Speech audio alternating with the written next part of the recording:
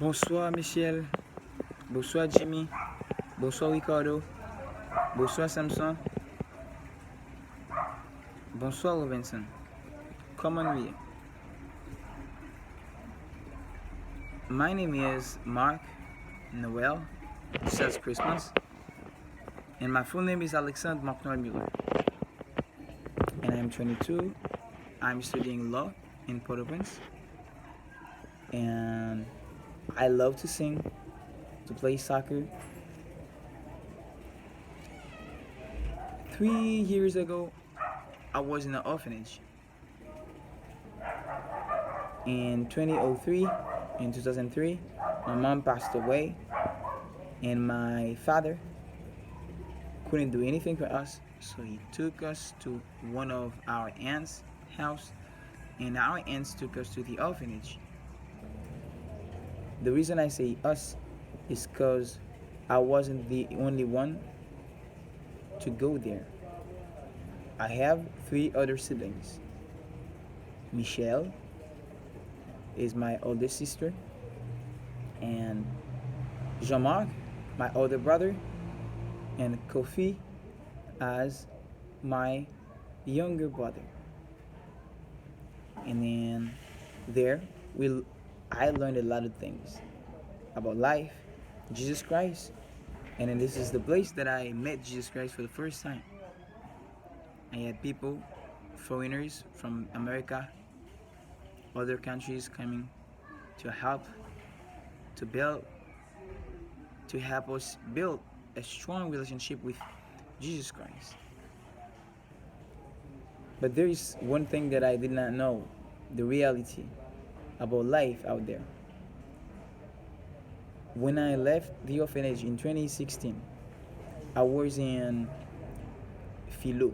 Philo means what could be for you guys 12th grade.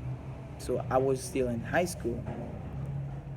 And then when I get back to my old place, my old house, to meet some of my family, some of my friends, and when I asked for some of the friends that I used to know, some were gone forever, died because of stuff they were doing, bad things they probably were doing, and also some passed away through the earthquake that happened in 2010,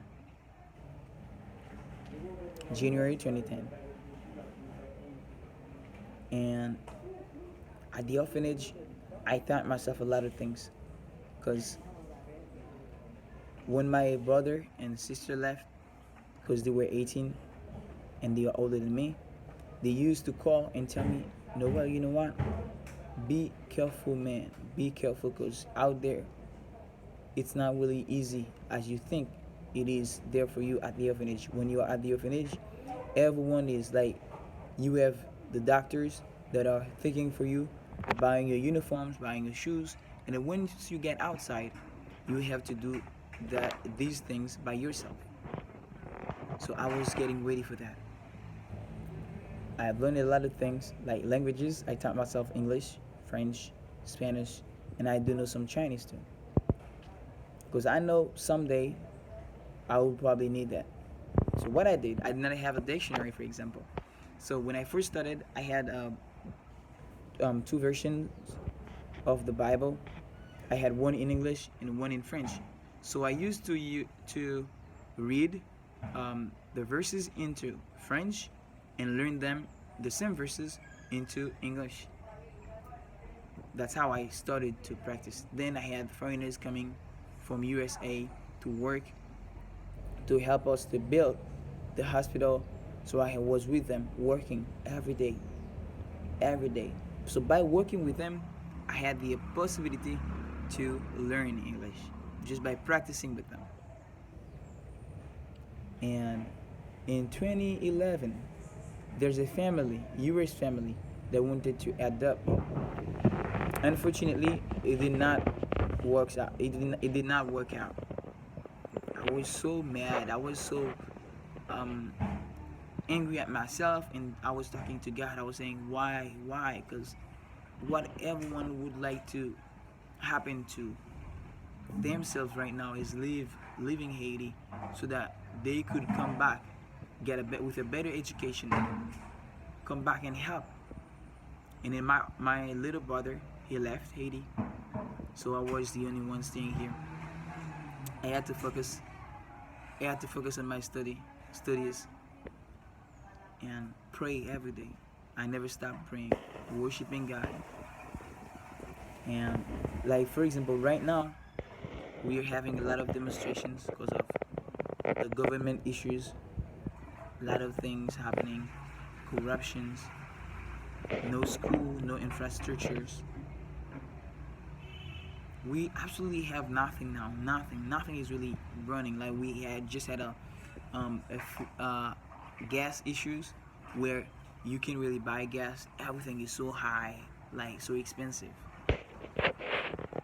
So expensive. Like if you do not have someone outside, like overseas, to help you, you probably say, "Hey, maybe today is going to be my last time on Earth," because things are really, really, really hard.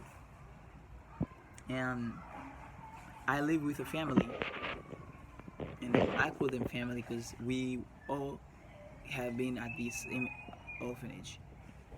So what we do so that we could rent to have a place to live, we rent a house.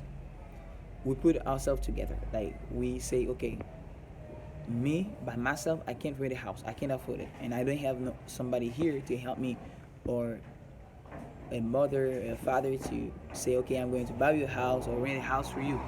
So what we did, we said, okay, let's do this. Me and my sister, we took with us 7 other people that were at the same orphanage with us. So we collect money every month so that we could have, like we save money every month so that we could have that money at the end of the year to pay the house. And to eat, we did the same thing. We collect money, every little money that we have. We collect for school, we collect for food, water, which is really hard. But there's one thing that, guys, I would like you to know. During all these hard times, we never said one day that we will stop focusing on God, that we will stop praying. No, we sometimes have some doubt. We're saying like, oh, why me? You know, we are humans. We are all humans. Sometimes you have to question your God. You say, hey God, where are you? Talking to God as as your best friend. Like he's my best friend, so why can I talk to him as a best friend? Where are you? We need you. Okay? So all like these things happens and happen and will always happen to build us stronger to face our life struggles. And if I could, there's one thing that I would like to happen to myself, to my life. One day, leave Haiti and go overseas, study hard, and make myself stronger so that I could come back in Haiti and help. Because Haiti needs people like you guys, like me. Haiti needs us. Haiti needs us. We need people with better education. Like here, we don't even have a good college, a good school. We don't even have that. Hospital, we don't really have that. If you could see, or could come and see by yourself how things are, you probably say, hey, we need to work.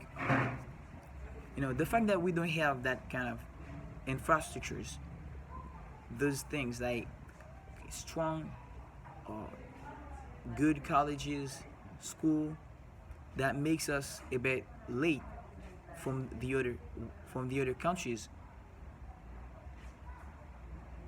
We need people that have better education to come and work.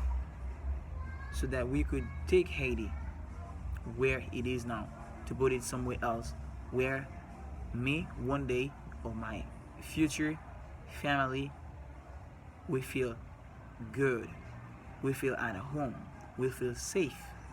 Like here it's not safe at all. When I have to go to school, I have to wake up early in the morning, 5 a.m. and then the reason why I have to wake up by 5 a.m. it's not because the school is far away, it's because I want to avoid the traffic jam. I live at Carrefour, so I have to go through Carrefour Martissan to go to my school. And there are two separate kind of gang stuff that are always trying to fight against the police, which is bad. So that can make you late from school because you have to wait in the line for 2 hours, and sometimes we just sleep in the car until everything is done so that we could go back home. And when it's raining, one of our problem here, when it's raining, because we don't really have infrastructure for that, so we have water all over. So you have to be very careful, very careful. Here you have people with kind heart, godly people, people that are always willing to help others. But when it comes to talk about the government, it's not really good at all because they don't have a good education. We don't have the right person in the right place as it should be. So that's why I'm saying that we need that. We need people with better education. We need people that used to be in a country or in a place where things really work, so that when one day when they decide to come, so they could say, okay, here's how we're going to do this or that. There are a lot of people. We are about 12 million Haitians here, waiting for people like you to come to help.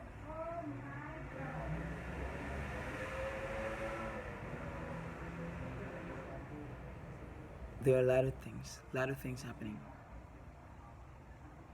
A lot of things.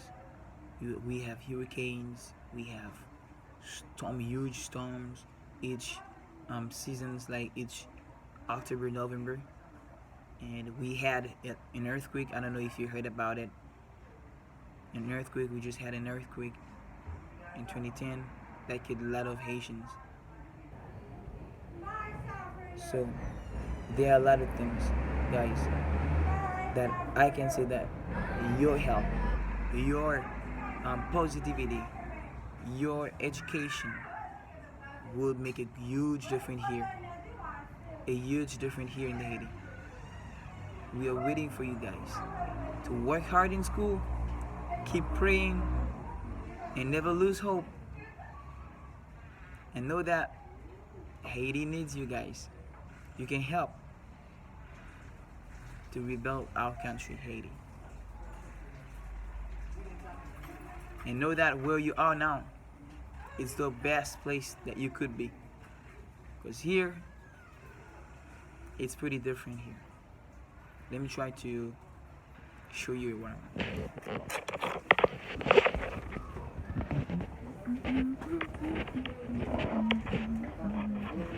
Excuse me. See, show you around. Okay, I'll show you around.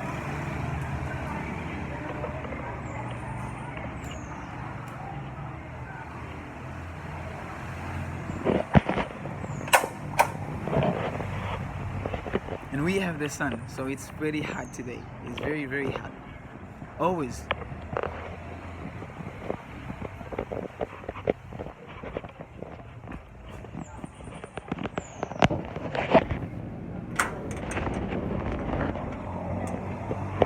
See, you can see the street. That's how it is now. I just want to introduce you to the place.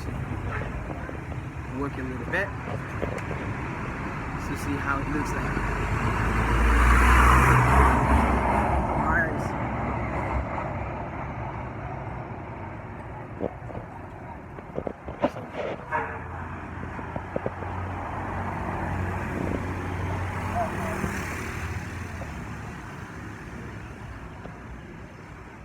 want you guys to know that Haiti needs you guys. And never lose hope. Always think about positivity and remain optimistic. Remain optimistic, okay? Work hard in school, so that one day you can say, okay, here's what I'm going to do. I don't know, Ricardo, if you have a favorite sport. Mine is soccer. I love playing soccer. I don't know about you, Samson, Jimmy, and Robinson. What is your favorite sport? Or what is your favorite subject in school? Or what was your favorite subject in school? My favorite subject in school was I loved English and general knowledge, which is history. Okay, see you guys.